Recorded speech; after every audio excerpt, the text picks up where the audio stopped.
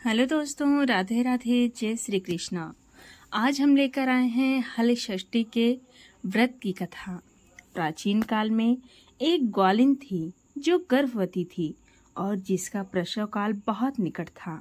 एक तरफ ग्वालिन अपनी प्रसव पीड़ा से व्याकुल थी तो दूसरी ओर उस पीड़ा में भी उसका मन गाय भैंस का दूध बेचने की तरफ लगा हुआ था। ग्वालिन सोचने लगी कि अगर मेरा प्रसव हो गया तो फिर ये गौरस बेकार हो जाएगा। इसीलिए ग्वालिन फटाफट उठी और सिर पर दूध दही की मटकी रखकर बेचने के लिए निकल गई। रास्ते में वो किसी झरबेरी की ओट में चली गई और वहां जहां उसने एक पुत्र को जन्म दिया। बच्चे का जन्म देने के बाद भी उसका मन दूध दही आदि चीजों के बेचने में लगा हुआ था, तो वो बच्चे को वहीं कपड़े में लपेटकर छोड़कर चली गई और गांव की ओर दूध दही बेचने चल दी।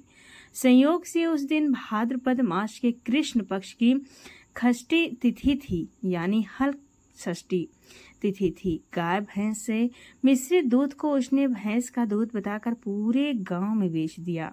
उधर जिस झरबेरी के नीचे उस बच्चे को छोड़ा था, उसके पास ये किसान खेत में हल चला रहा था। अचानक से किसान के बैल भड़क गए और हल का फल बच्चे के शरीर में घुस गया, जिससे बच्चा मर गया।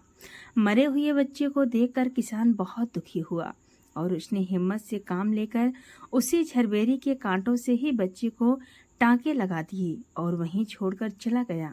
जब ग्वालिन सारा दूध दही बेचकर अपने बच्चे के पास आई तो बच्चे को मरा हुआ देखा। बच्चे को इस अवस्था में देखकर वो समझ गई कि ये सब उसके ही पाप की सजा है।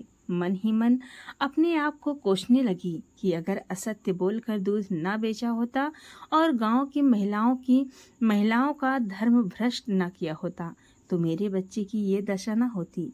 उसने गांव वालों को सच्चाई बताकर प्रायश्चित करने के बारे में विचार किया। ग्वालिन तुरंत उठी और गांव की महिलाओं को सारी बात बताकर माफी मांगने लगी और इस करतूत के बाद मिले दंड के बारे में बताने लगी।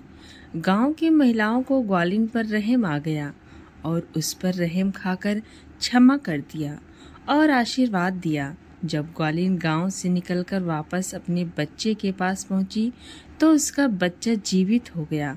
उसने ईश्वर का बहुत धन्यवाद कहा और आगे से फिर झूठ ना बोलने का प्रण लिया।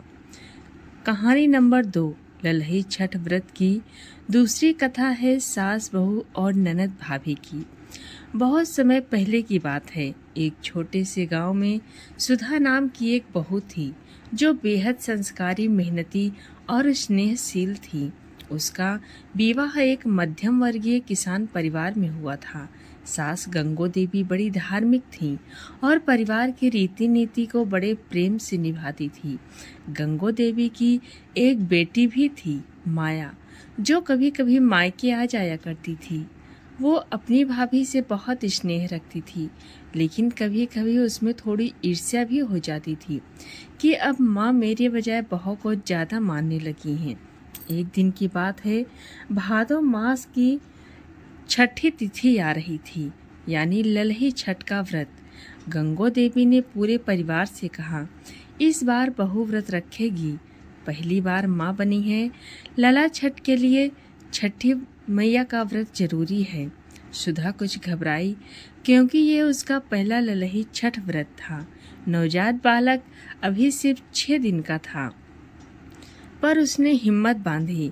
बहू ने पूरे घर को धो पोंछ कर पीली मिट्टी से चौक बनाया, दीवार पर छठी मैया का चित्र बनाया, बेल के पत्ते, खीर, पूरी, धान का लावा और नारियल तैयार किया। ननद माया भी मायके आई हुई थी। वो देख रही थी कि माँ बहू को ज्यादा सम्मान दे रही है, हर बात में पूछती, आदर देती। उसके मन में ईर्ष्या की लहर उठी। उसने धीरे से पूजन की एक वस्तु, लड्डू, छिपा दी जो विशेष रूप से छठी मैया को चढ़ाया जाता है। गंगो देवी ने देखा कि पूजा की सामग्री अधूरी है।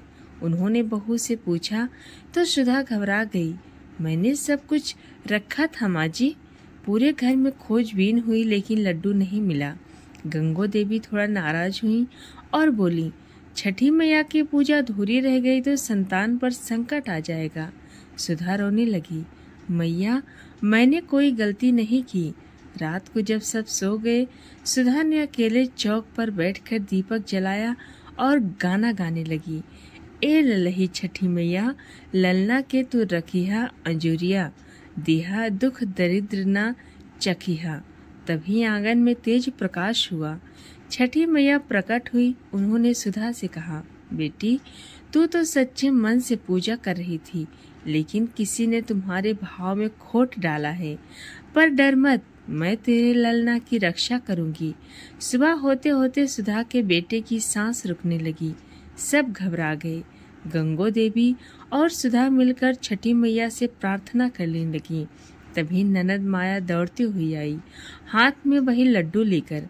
वो रोती हुई बोली, माफ कर दो माँ और भाभी, मैंने जलन में लड्डू छिपा दिया था। मुझे लगा आप मुझसे दूर हो रही हैं। गंगो देवी ने बेटी को गले से लगाया और कहा, बेटी बहू आई है तो तुम्हें छीनने नहीं, तुम्हारे साथ रिश्तों को गहनाने। माया ने उसी क्षण छठी मैया के सामने क्षमा मांगी और लड्डू चढ़ा दिया। छठी मैया का आशीर्वाद तुरंत मिला। बालक की सांसें लौट आई। पूरे घर में जयकारा हुआ, छठी मैया की जय, ललही छठी मैया की जय। उस दिन से माया और सुधा ननद भाभी से सगी बहनों जैसी हो गईं। हर साल दोनों मिलकर ललही छठ व्रत करती और पूरे गांव की औरतें उनके एकता और स्नेह की मिसाल देती। छठी मैया का पारंपरिक गीत, ललना के गोदी अंजोरिया भरी, छठी मैया आई सुख के कड़ी। सास बहू ननद सब एक संग भक्ति में डूबी, बिना को दंग। सास बहू में सहयोग और विश्वास होना जरूरी है। ननद भाभी का रिश्ता ईर्ष्या से नहीं, स्नेह से पनपता है। छठी मैया केवल पूजा से नहीं, भावनाओं की सच्चाई से प्रसन्न होती हैं। एक माँ की प्रार्थना और एक बहू का संयम संतान को जीवन दे सकता है। कहानी नंबर 3, घर की छांव। पूर्वांचल का एक गांव जिसका नाम शिवपुर था। हरिराम जी गांव के प्रतिष्ठित बुजुर्ग हैं, बहुत ही धार्मिक स्वभाव के इंसान हैं। गौरा देवी इनकी पत्नी हैं, जो कि संयमी पूजा पाठ में विश्वास रखती हैं। राम बाबू जेठ, बड़ा बेटा खेती बाड़ी करता है। सीमा जेठानी है, तेज तर्रार लेकिन मन की साफ। राजू छोटा बेटा, शहर से पढ़ लिख कर लौटा है। सुधा बहू, राजू की पत्नी, भोली, संस्कारी और श्रद्धालु। मुनिया ननद, ससुराल से मायके आई है व्रत में शामिल होने। मनोज नंदोई, ननद का पति हंसमुख और सहयोगी। भादो मास की छठी तिथि आ रही थी। गांव में हर घर में छठी मैया की पूजा की तैयारी चल रही थी। गौरा देवी ने घोषणा की कि इस बार हमारी बहू सुधा पहली बार माँ बनी है, अब उसका ललई छठ व्रत होगा। सुधा ने बेटे लल्लू को गोद में लेकर मुस्कुराते हुए सिर झुकाया। घर में हर कोई व्यस्त हो गया।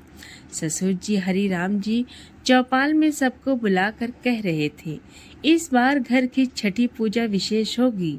जेठ राम बाबू बेल के पत्ते और लावा लेने हाट चले गए। जेठानी सीमा रसोई में खीर पूड़ी और 5 तरह के पकवान बना रही थी। ननद मुनिया दालान में चौक बना रही थी, दीवार पर छठी मैया की अल्पना। नंदोई मनोज हर छोटी जरूरत का सामान ला रहे थे, बच्चों को संभाल रहे थे। और बहू सुधा पूजा का संकल्प लेकर उपवास कर रही थी, पुत्र की लंबी उम्र के लिए।